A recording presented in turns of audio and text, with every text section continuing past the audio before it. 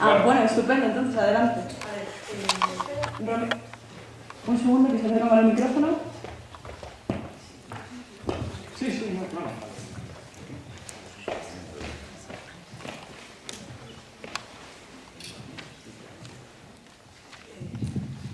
A ver, muy cortas. Que tengo varias, entonces lo que voy a hacer es elegir alguna y para la próxima vez me pido ya turno. Para el próximo turno que deis me pido. Entonces, por empezar por cualquier sitio,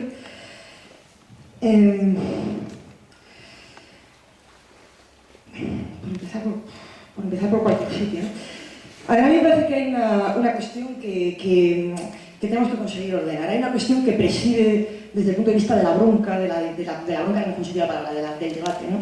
Y con respecto a la cual hay que tomarse un poco de tiempo, ¿no? Independientemente de que el superego, el superyo, sea masoquista, sea sádico, le da igual y por tanto pueda ser sádico y masoquista, hay una cuestión que es lo mismo el superego que el imperativo categórico. Es decir, ¿qué sentido tiene? Es una expresión que ha usado José Luis, pero la ha usado José Luis porque la usa Freud. El discurso en Freud de una génesis de la conciencia moral. ¿Qué significa génesis? Génesis de la conciencia moral. Bueno, quiero decir, la has usado con toda legitimidad porque lo usa Freud.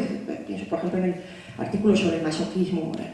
Es decir, ¿qué significa génesis de la conciencia moral? ¿En qué medida, cuando se habla de génesis de la conciencia moral, se habla de cómo se segrega el superyo precisamente como heredero de eso que estaba en juego, precisamente cuando lo que había era Edipo? Pero cuando parece que se salta esa dificultad y ya hablas y ya todas estas cosas, entonces aparece redoblado de una manera tremenda esto del ello en la vida del lenguaje, en la vida lingüística, en la vida... y aparece justamente como superyo, pero entonces en este sentido es lo más obsceno que puede haber, lo más repugnante que puede haber el superyo.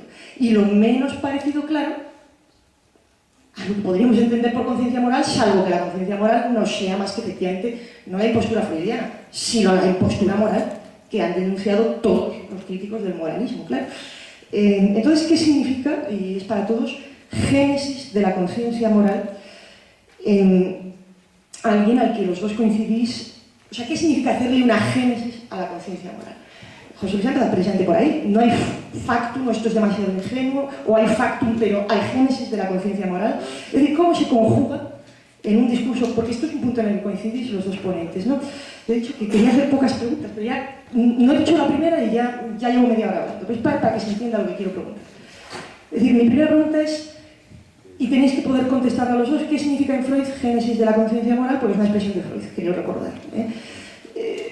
Los dos os comprometéis con un Freud ilustrado y los dos os comprometéis en este sentido incluso con un Freud, o sea, digamos, tú has llegado a decir, Luis, que a lo mejor el libro que no escribió se llamaba Crítica de la razón práctica, pero claro, como muy bien ha dicho José Luis, no en 1788, sino, por ejemplo, en vísperas de que Hitler tome el poder, ¿no? Quiero decir, no es lo mismo escribir la Crítica de la razón práctica en una época que en otra. 200 años después, y esto te lo dice hasta Kant, probablemente tengas que volver a escribir la Crítica de la razón práctica. Porque la crítica a la razón práctica, quiero recordarlo, no es una crítica que se le hace a la razón pura, sino una crítica que se le hace al deseo desde la razón. La norma ahí, la fuente de la ilusión, es la sensibilidad, pero quiero recordar que Kant es el que ha dicho que la razón produce ilusiones, que la razón es estructuralmente la sede de la ilusión. Este es Kant, no es Nietzsche, este es Kant, dialéctica trascendental, ¿no? Entonces, ahora viene mi segunda pregunta. También a los dos, en tanto que compartís la idea de ilustración, etc. Luis, ¿qué significa en Kant que la razón es la sede de la ilusión trascendental? De una especie de mímesis, de un afán de totalidad que precisamente tiene lugar como metafísica. Como metafísica. Es decir, que es que la crítica de la razón pura no es la teoría de la razón pura, es que es la crítica de la razón pura. Y la crítica de la razón práctica es la inversa, ¿verdad?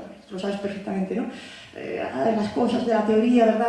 La experiencia es la fuente de la verdad, la razón es la fuente de la ilusión. Entonces, ¿no? De hecho, ahí aparece la razón en Kant como sede de la ilusión. Como sede de la ilusión.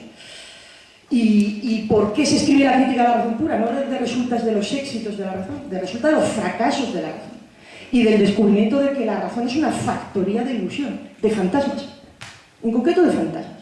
Kant es un personaje que en este sentido me parece muy parecido a Freud, ¿no? Yo conozco muy poco a Freud y he estudiado un poco más a Kant, pero pero es una obsesión tremenda con la trascendentalidad de la ilusión, con la necesidad del error. Esto es Kant y supongo que es Freud también.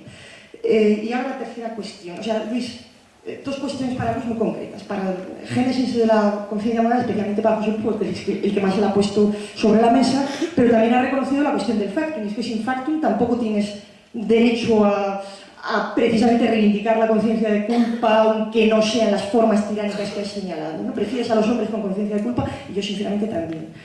Lo cual no quiere decir que prefiera a los criminales psicópatas, que precisamente para tener algo de que tener culpa, pues evidentemente, pero preferimos a los hombres con conciencia, no, totalmente, ¿no? Entonces, Luis, dos preguntas. La razón como sirve de la ilusión, como factoría de fantasmas, o al hilo del asunto.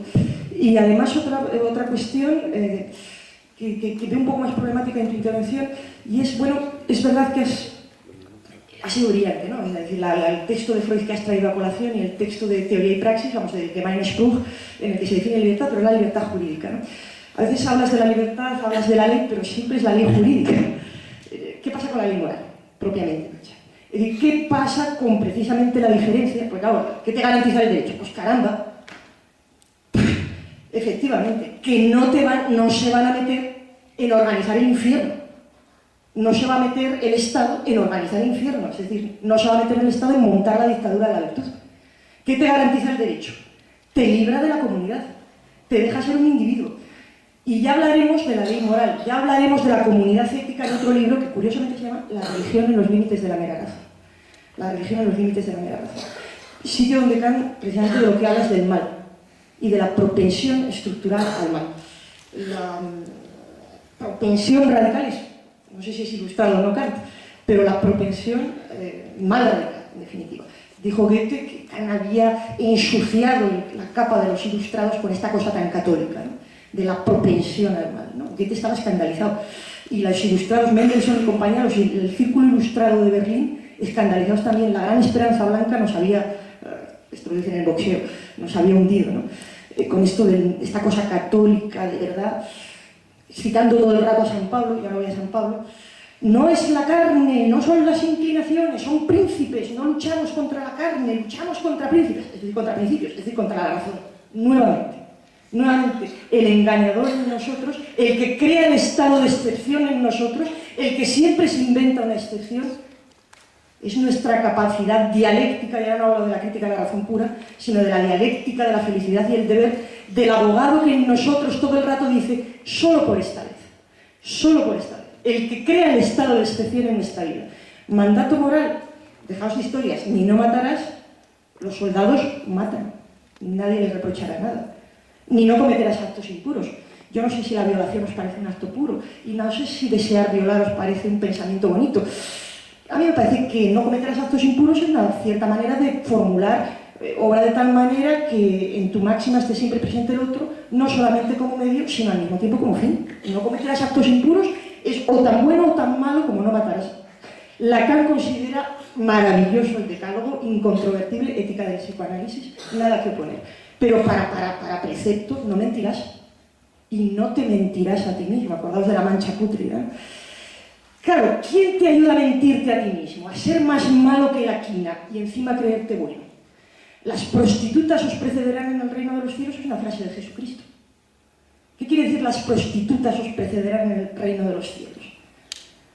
Pues que somos más malos que la quina los que nos creemos. Bueno, ¿y qué diferencia hay entre estar horrorizado en este sentido y una película de Bergman? Quiero decir, ¿por qué en las películas de Bergman nunca sale a la luz, la ley moral y siempre sale todo el rato el superyo? ¿Por qué en las películas de Bergman? Porque sobra el temor, sobra el horror, sobra el goce, en este sentido, masoquista, y falta, pues esas cosas que dice Kant que son inequívocamente vinculadas a un talante moral. El respeto, que nada tiene que ver con el temor, y la alegría. La alegría. Dice Kant que, ¿cómo se nota que un hombre es moral? ¿Porque se autocastiga como un monje o porque va muy alegre por la vida? Si es que parece Spinoza. Es una nota a la religión en los límites de la mera razón, que a José Luis le gusta mucho citar además, ¿no?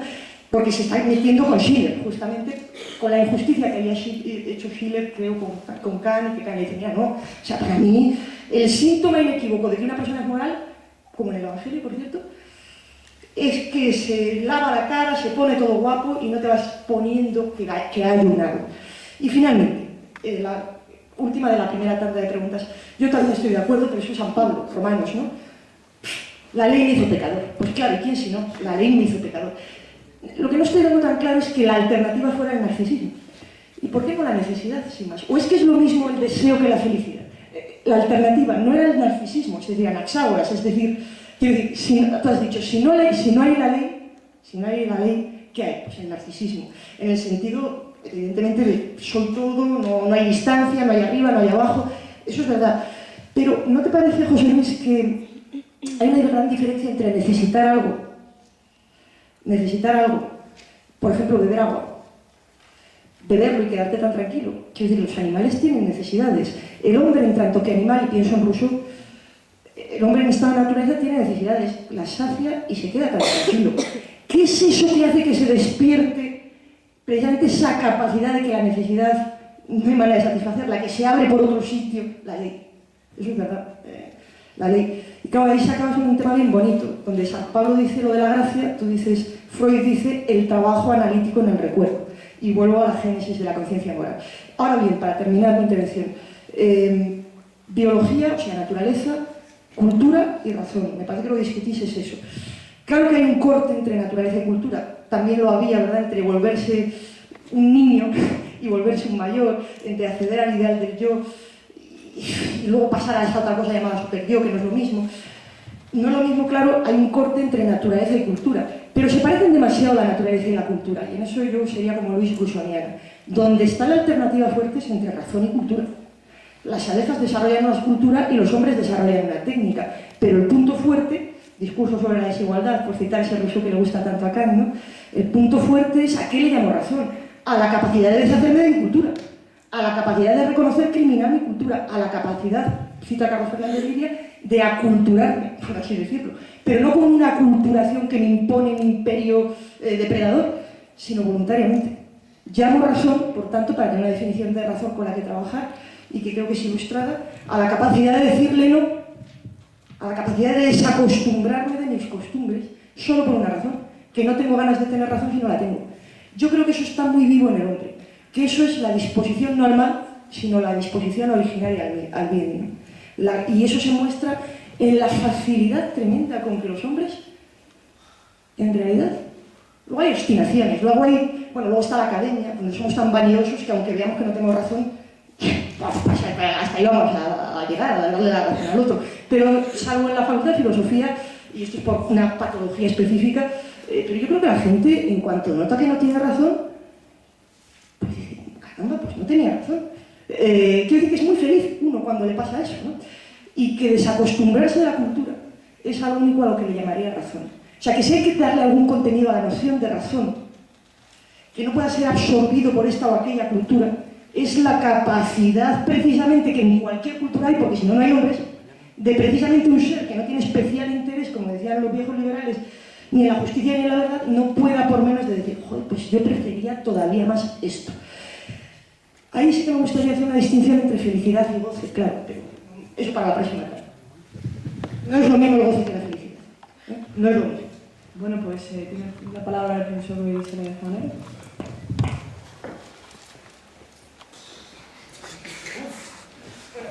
¡Qué barbaridad!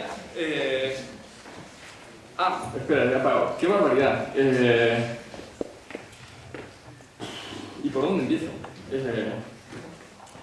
Bueno, pues por empezar también, igual que tú, por cualquier sitio, y vamos viendo si con esto al final termino de contestar a todas las cosas que has planteado, que obviamente no son pocas, aunque al final son todas un poco la misma. Pero vamos a ver si no me pierdo en los detalles que le corresponden a todo el asunto. Vamos a ver, por empezar por el asunto de, claro, del asunto de la génesis, porque ahí, claro, o sea, si lo que estás preguntando es por el uso de Freud y no sé qué, cuando se dedica, como toda tarea psicoanalítica, que el trabajo de su vida no deja de ser un trabajo terapéutico, y decir, no deja de ser un trabajo terapéutico donde localiza precisamente la génesis, en este sentido que ha explicado, donde llama génesis de la conciencia moral a una cosa que tiene que ver efectivamente eso, con los mecanismos psicológicos de cristalización del superyo y de no sé qué, tal y cual. Es decir, claro, cuando está hablando, es decir, es que ya, vamos, o sea, si intentase llamar génesis de la conciencia moral a una cosa que remite más bien a lo que en los últimos textos, los textos de Madurell, no, ya de Vejez, vamos, llama razón, es decir, ya es que vamos, o sea, que decir, José Luis no solamente habría puesto en duda que me estoy inventando a Freud, es que habría pedido que abriera un expediente, quiero decir, claro, o sea, es que claro que génesis de la conciencia moral, en todo su trabajo, toda su tarea terapéutica la llama eso, al análisis de los mecanismos psicológicos a partir de los cuales cristaliza eso que se impone. Es decir, es al final cuando digamos, amplía el espectro de la clínica para proyectarlo, por decirlo así, como la tarea de construir una especie de teoría general de la cultura, una especie de crítica general de la cultura, cuando ve que necesita poner en operación determinados conceptos y selecciona desde luego el de razón, para localizar un posible concepto de criba que sin dejar de ser normativo, que sin dejar de ser un principio regular, no, o sea, que sin dejar de ser normativo, sin embargo introduzca eso que verdaderamente le falta. Este principio de Rousseau que decía la capacidad de sobreponerte a tu propia cultura y de independizarte de tu propia cultura, incluso en el juicio del valor moral de las acciones, ¿no? Es decir, ser capaz de emitir juicios respecto al valor moral de las acciones. Es decir, claro, es que tienes que construir una fuera muy externa. En cierto modo tienes que construir una fuera muy externa para rogarte el derecho a ni más ni menos que valorar la validez de la conciencia moral cuya génesis has explicado. La validez de la conciencia moral, claro, eso tendrá que ser una fuera. Tendrá que ser una fuera respecto a la génesis. Esa fuera que reclama Rousseau. Es decir, lo que digo es que está operando, pero sin llegar hasta el punto de decir que en toda la etapa clínica sea un elemento decisivo de la construcción de la teoría. Digo, que no se entienden los últimos textos sin suponer eso. Claro, en este sentido también, bueno, antes de hablar de lo de la religión, creo que entiendo muy bien el típico, o sea, el tipo de crítica que hace, pero claro, o sea, que decir, si ya pongo en boca de Freud una posibilidad de recuperar el término religión para algo, ya sí que vamos, o sea, que decir, es que esto ya sí que no, es decir, religión tiene casi exclusivamente, no, o sea, si no me equivoco, exclusivamente una connotación negativa, pero entiendo a la perfección, digo, el tipo de recuperación que hacías y a ver si lo puedo comentar ahora. Antes quiero comentar lo de la ley y lo de la distinción entre ley jurídica, ley moral. 5 minutos, o sea, es que me estoy agobiando, puedo pensar todo lo que me falta por comentar, así que sé indulgente. Vale. Es decir, claro, remito al asunto de la ley jurídica, pero claro, en principio, yo creo que estaríamos de acuerdo en que en Kant no se trata tanto de contenidos diferentes de la ley, no se trata tanto de que la ley jurídica mande una cosa, la ley moral mande otra, es decir, que la diferencia precisamente entre lo jurídico y lo moral es si la coacción es externa o la coacción es interna. Es decir, si el imperativo me lo mando yo a mí mismo, es decir, me lo mando yo a mí mismo y eso mandárselo a uno mismo tiene que ver obviamente con las intenciones, es decir, con el fundamento de determinación de la voluntad, es decir, con los motivos a partir de los cuales respeto o no respeto la ley. Si la coacción es puramente externa, los motivos dan igual. Es decir, si la coacción es puramente externa, basta la concordancia a la ley, basta la correspondencia con la ley, obviamente. Es decir, si los motivos son externos, a la autoridad externa lo mismo le dará que respetes la ley por respeto, no, o sea, que cumplas la ley por respeto a la ley o la cumplas por miedo a la coacción. Eso a la autoridad externa, por definición, le es indiferente. La diferencia de la ley moral, bueno, o sea, a ver si no va a hacer aquí el absurdo que estoy explicando acá, no algo por el estilo, que si es una pregunta, planteo, ¿no? O sea, que decir,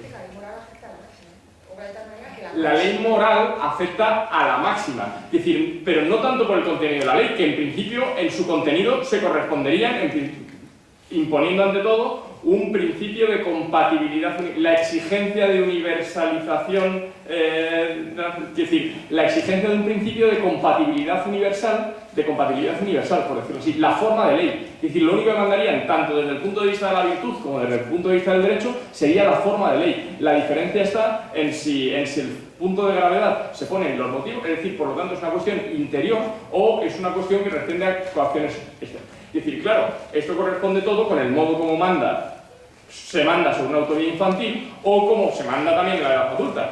cuya clave era que la autoridad no era exterior, sino interior. Ahora bien, el problema aquí es que en las autoridades interiores, es precisamente en el terreno de las autoridades interiores que mandan, lo que decía, sin prometer nada y sin amenazar con nada, y no sé qué. Claro, es aquí donde como autoridad interior y apelando al cumplimiento del deber y no sé qué, claro, operan dos cosas respecto a las que hay que cribar. Es decir, respecto a las que hay que cribar, operan dos cosas. Si queremos decirlo así, que una intenta suplantar a la otra, suplantar la voz de la otra, pero que operan del mismo modo, sin prometer nada ni amenazar con nada.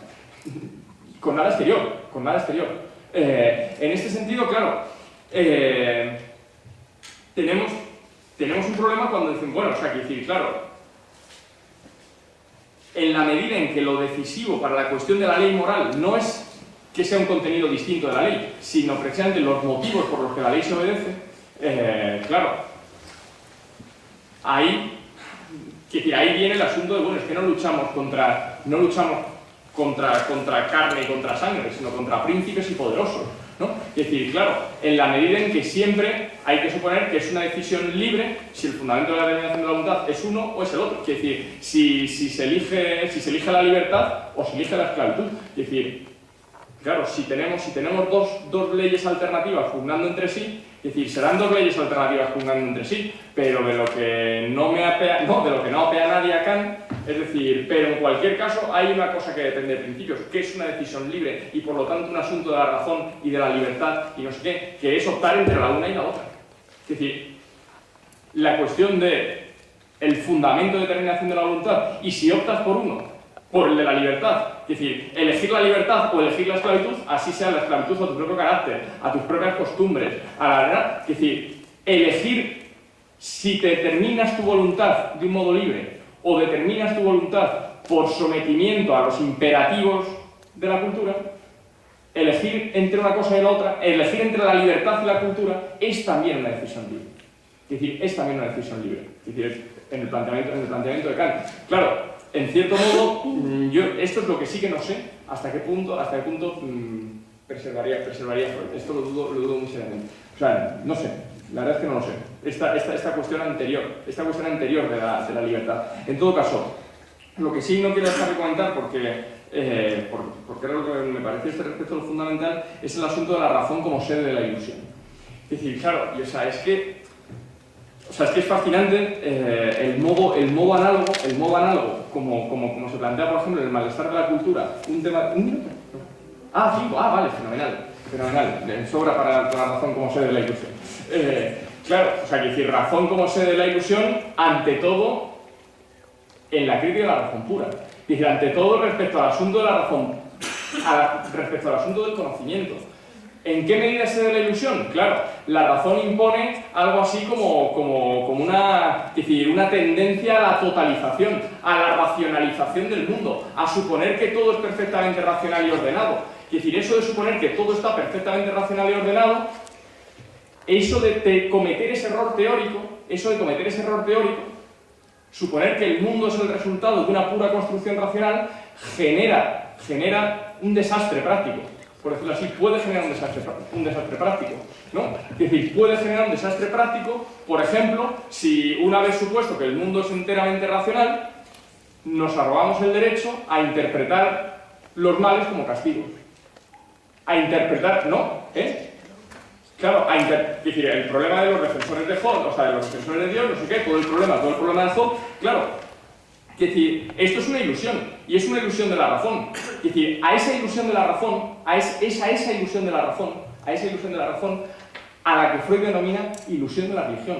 Y es precisamente lo que le reprocha a la religión. Es decir, no solo, pero en gran medida. En gran medida es eso lo que le reprocha a la religión. Es decir, el supuesto... Bueno, a la religión en este caso sí, en el sentido en el que trata de independizarse, como decía, de la tradición judeocristiana, de un Dios uno, todopoderoso, racional, bueno, de un autor sabio y moral del mundo, es decir, en el que cualquier mal en el mundo o es interpretado como un castigo por una culpa, o bien impugna la propia bondad de Dios, o bien impugna la propia omnipotencia de Dios, o bien impugna la propia sabiduría de Dios. Es decir, en la medida en que trata de romper con este elemento judeocristiano, para Freud es muy importante impugnar, por decirlo así, este modo de razonar teológico contra el que Kant escribe la religión en los límites de la mera razón. Es decir, este modo, pero él llama religión precisamente, o llama religión judio-cristiana en concreto, porque aquí sí que distingue, precisamente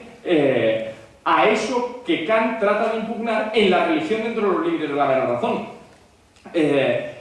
Y dice, claro, este modo de razonar teológico, que presupone la plena racionalidad del mundo, que presupone un autor sabio y moral del mundo, que por lo tanto interpreta todo mal como castigo por una culpa, que por lo tanto no sé qué, es decir, esto genera efectos en la conciencia, es decir, esto genera efectos en el modo como se impone el super-yo.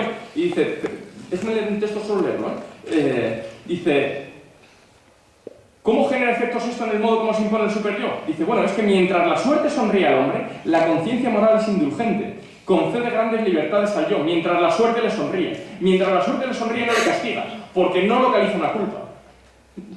Dice, un segundín. Dice, en cambio, cuando la desgracia le golpea, como a Job, podríamos decir, cuando la desgracia le golpea, hace examen de conciencia, reconoce sus pecados, eleva las exigencias de su conciencia moral, se impone privaciones y se castiga con penitencia. Pueblos enteros se han conducido y aún siguen conduciéndose de idéntica manera. Pero esta actitud se explica fácilmente remontándose a la fase infantil primitiva de la conciencia, que, como vemos, no se abandona del todo una vez introyectada la autoridad en el super-yo, sino que subsiste junto a ella. El destino es considerado como un sustituto de la instancia parental, o sea, de la instancia paternal o de la instancia de los padres, de los dos, claro, me salto un trocito porque o sea, me estoy agobiando de lo que estoy tardando. Dice, todo eso se revela con particular claridad cuando en estricto sentido religioso no se ve en el destino sino una expresión de la voluntad divina. Eso es lo que le reprocha al pueblo de Israel. Es decir, al pueblo de Israel se considera hijo predilecto del Señor y cuando este gran padre le hizo sufrir desgracia tras desgracia, es decir, de ningún modo llegó a dudar de esa relación privilegiada con Dios ni de su poderío y justicia, sino que creó los profetas que debían reprocharle su pecaminosidad. Es decir, la desgracia fue la prueba de la culpa. Es decir, ¿cuál es el error? ¿Cuál es la ilusión? Suponer un orden completamente racional, resultado de un autor sabio y moral del mundo, es que dice, hombre, para eso por lo menos quedémonos con el hombre primitivo, dice Freud. Para eso por lo menos el hombre primitivo, que cada vez que le viene una desgracia que considere injustificada, de la que no encuentra razón, lo que hace es moler a palos al fetiche. Es decir, lo que hace es coger al fetiche y arrancarle un brazo, lo que hace el fetiche, ponerle de cara a la pared castigado 2 semanas, es decir, por lo menos ahí cabe localizar autonomía moral, ahí cabe localizar la posibilidad de revolverte,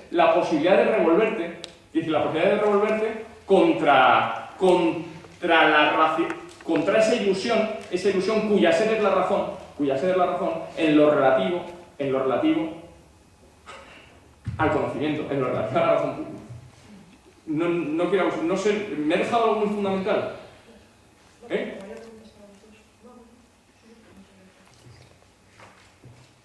Sí, muy breve, porque las preguntas que ha hecho María José son verdaderamente importantes y muy difíciles de contestar.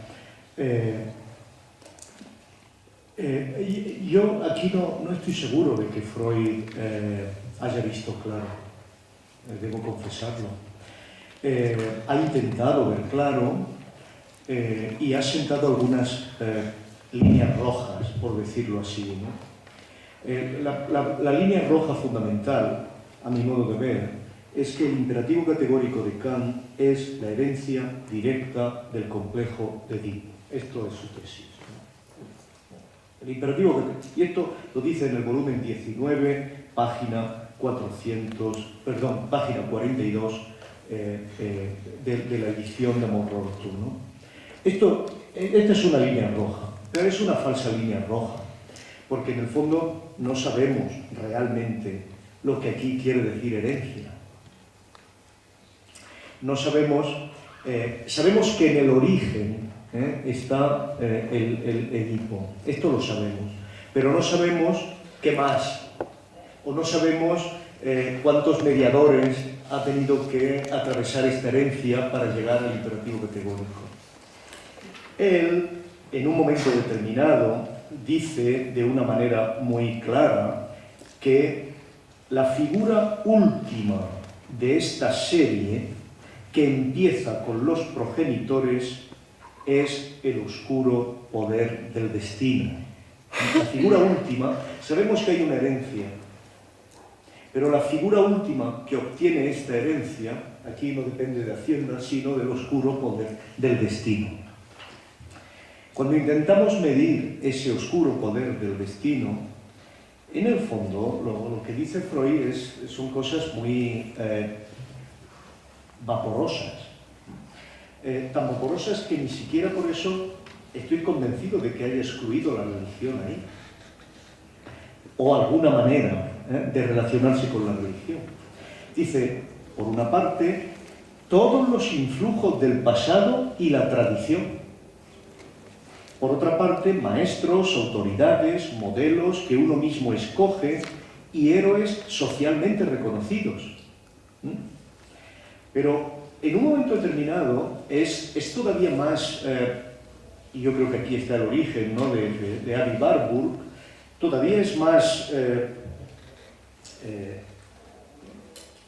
vaporoso, si he empleado esa palabra, porque dice que en el fondo en la meta final, el super-yo del que estamos hablando, esto que es la configuración del destino, por cierto, de un destino que constituye tu carácter, no hace, dice Freud, en el volumen, ahora me vais a permitir, esto debe ser en el volumen de las obras completas, caramba, pues sí que viene de lejos. Bueno, no voy a recorrer, pero está en la página 14 de un volumen que creo que es el volumen 9 o 10, dice que en el fondo no hace sino sacar a la luz de nuevo, el super-yo no hace sino sacar a la luz de nuevo figuras, gestalten, plasmaciones yoicas más antiguas, y ojo con esto, procurarles una resurrección. Entonces, el super-yo siempre ha existido antes. Lo más decisivo es que estas experiencias, podemos llamarles experiencias de la prehistoria almacenadas en el ello. El ello, estamos tentados a verlo al modo de Wilhelm Reich, ¿no?, como deseo. Y no es así. El ello es todo lo que puede ser. El ello es lo más parecido al espacio de la virtualidad de Leuciana. Esto es aquel potencial de mímesis posibles que se concreta, cristaliza en Edipo, porque las referencias miméticas son muy precisas, ¿no? Yo quiero hacer lo que hace papá, o yo quiero hacer lo que hace mamá. Y alguien para la mímesis, ¿no?, y empieza el destino a circular. La meta final es un proceso de articulación cultural del que es completamente imposible describir el proceso productivo, y por eso la oración de ilumina, enséñame a contar mis días para poder ser sensato, porque yo no soy consciente. Lo que sabemos es que ese proceso de super-yo no es consciente. Ese proceso de super-yo ancla en el ello. Problema. Porque en el ello se dan cosas mucho más fuertes que el principio de realidad. Se da cita el principio de placer y el principio de muerte. Y el problema es cómo se media esa cristalización, cómo se media con estas dos pulsiones. Y el super-ello no tiene que ser necesariamente sádico, ni necesariamente masoquista. Si la pulsión de muerte no está bien organizada, y esto significa, si la pulsión de muerte no se pliega hacia sí mismo de la manera adecuada, sino con la violencia, con el afán de apoderamiento, la voluntad de poder, que dice Freud, entonces es cuando puede haber patologías de esta naturaleza. Pero en realidad, el super-yo no se relaciona necesariamente con la fuente pulsional o con la fuente mimética a través del complejo de la pulsión de muerte, sino del principio libidinal del placer. Esto es, se carga de principio de placer generando una identificación. Ahora estamos en el problema, a mi modo de ver, importante. Esa identificación no es una investidura. Esto es, no es la manera en que lanzamos el libido a un objeto y lo hacemos nuestro y proyectamos nuestra energía narcisista sobre él, porque en el fondo lo queremos, porque sabemos que estamos proyectando nuestra propia forma de vernos en él. En el fondo lo estamos haciendo nuestro. Es una identificación. Y una identificación significa que es una idealización. Porque la diferencia fundamental entre investiduras e identificación es que una investidura es parcial. Es un objeto parcial, por mucho que exista el enamoramiento. La relación con el objeto de amor es parcial. Mientras que la idealización es una identificación que genera narcisismo secundario, no el primario, no el narcisismo de la omnipotencia, sino un narcisismo secundario. Y este narcisismo secundario nos permite mirarnos a nosotros mismos como una totalidad ilusa, porque no hay objeto, porque no hay investidura que lanzar sobre un objeto, sino que es un ideal.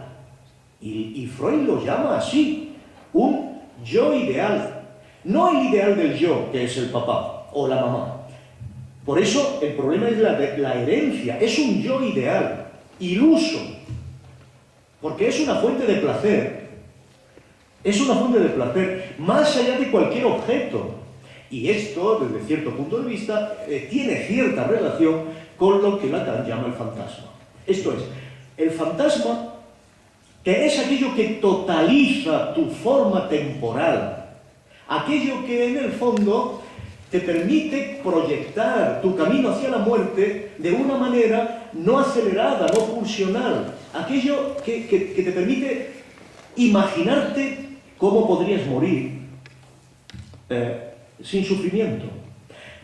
Por eso es muy importante el discurso psicoanalítico proyectar autoconciencia acerca de cómo se ha formado ese yo ideal, que es semejante a como Lacan dice que hay que atravesar el fantasma, no diluirlo. Atravesarlo significa hacerlo consciente, significa imaginarte de este modo una ordenación del principio de muerte que no te impida ser desdichado, que te permita aceptar la muerte como tal.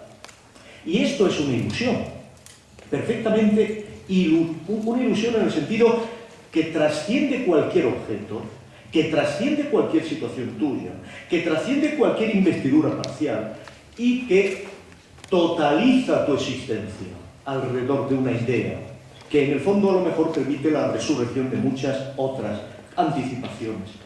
Y esto, dice Freud, es lo que garantiza que la especie humana sobreviva. Y esto es el principio de historicidad del ser humano. Este es el principio que permite mantener el tiempo, porque es el principio que regula la pulsión de muerte, que si no se regula aceleradamente consume el tiempo y lleva a la muerte de forma completamente traumática. Y esto, desde cierto punto de vista, tiene que ver con el hecho kantiano de que el super-yo, el ideal del yo, es aquello que permite conceder tiempo al sujeto. Nos reconcilia con el tiempo y con su dimensión histórica y concede al propio ser humano la capacidad de ir configurando su biología, por decirlo así, de forma cultural. Y esto es lo que permite que a veces haya un super-yo con el que nos relacionamos de una manera que no es tiránica, sino que hay a veces construcciones internas propias que asientan en el propio individuo, que hacen del super-yo algo que consuela al yo y lo pone a salvo del sufrimiento y no contradice con ello su descendencia de la instancia parental. Esto es, hay un momento en que aquella herencia de Edipo permite que el super-yo sea un padre tolerante, que te consuela, porque has hecho bastante por defender tu ideal y te libera de la necesidad de seguir esforzándote, desde este punto de vista. Y esto se parece mucho a una forma de religiosidad, que no es la religiosidad rabínica de la ley, pero que se parece mucho a cierta forma de religiosidad, al cabo, que dice: alégranos por los días en que nos humillaste, por los años en que conocimos las desdichas. Bien, pues.